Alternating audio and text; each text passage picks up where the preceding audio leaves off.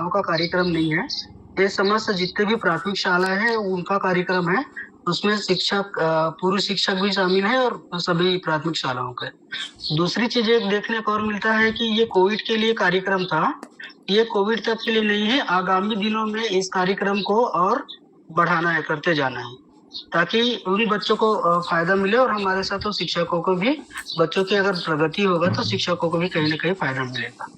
तो इसके आने वाले दिनों में क्या क्या करना है, तो बस इतना ही कहूंगा रीता मैम। बाकी thank you so much Jitendra sir. आपके टीम की ओर से, प्रथम फाउंडेशन की ओर से विगत 3 वर्षों से हमें पूर्णतः तकनीकी सहयोग प्राप्त हो रहा है, जिसके लिए हम आपके बहुत आभारी हैं।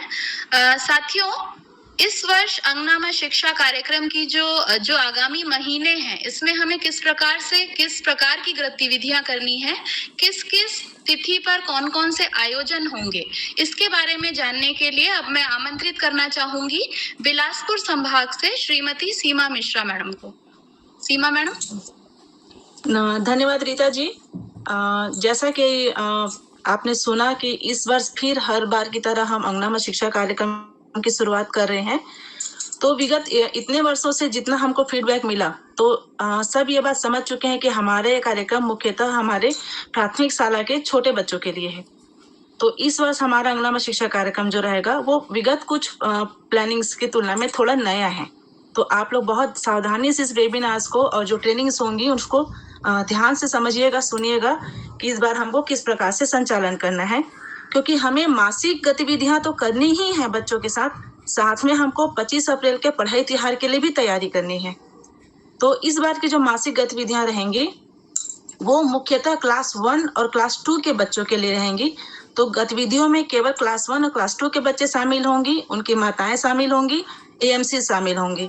और ये सारी गतिविधियां प्रत्येक माह के लास्ट वीक, अंतिम सप्ताह अर्थात 25 से 30 के बीच में इसको हमको संपन्न कराना रहेगा अपने अपने विद्यालयों में। और जिस प्रकार के ये जितनी गतिविधियां हैं, तो ये सारी गतिविधियों को प्रत्येक प्राथमिक शाला के विद्यार्थी तक पहुंचाने के लिए हमने कुछ प्रशिक्षण आयोजित किए हैं। हमारे ये प्रशिक्षण प्राथमिक शालाओं के प्रत्येक शिक्षक तक पहुंचेंगे और इनके जो स्तर हैं उनकी तिथिवार मैं आपको जानकारी दे रही हूँ।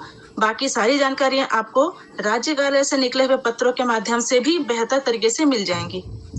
तो इस वेबिनार के पश्चात, इस राज्य स्तरीय वेबिनार के पश्चात 3 जनवरी को एक प्रशिक्षण आयोजित होगा। वो होगा संभाग स्तरीय प्रशिक्षण।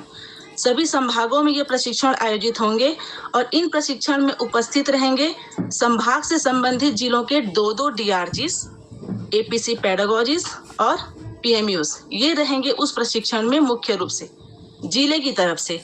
और इस प्रशिक्षण में प्रशिक्षण लेने वाले प्रशिक्षार्थी होंगे उन जिलों के सभी विकास खंडों से 2 विकास खंड स्रोत समूह के सदस्य अर्थात बीआरजीस, अर्थात सभी विकास खंड से 2 शिक्षक इसका प्रशिक्षण लेंगे, जो हमारे इस वर्ष अंगनामा शिक्षा के बीआरजी बनेंगे। ये पूरा प्रशिक्षण होगा 3 जनवरी को। तो इस 3 जनवरी के प्रशिक्षण में हमारे समस्त विकास खंडों से जो ट्रेंड शिक्षक रहेंगे वे उस दिन के पश्चात जब अपने विकास खंड में जाएंगे, तो 8 जनवरी को विकास खंड स्तर पर ये प्रशिक्षण आयोजित होंगे।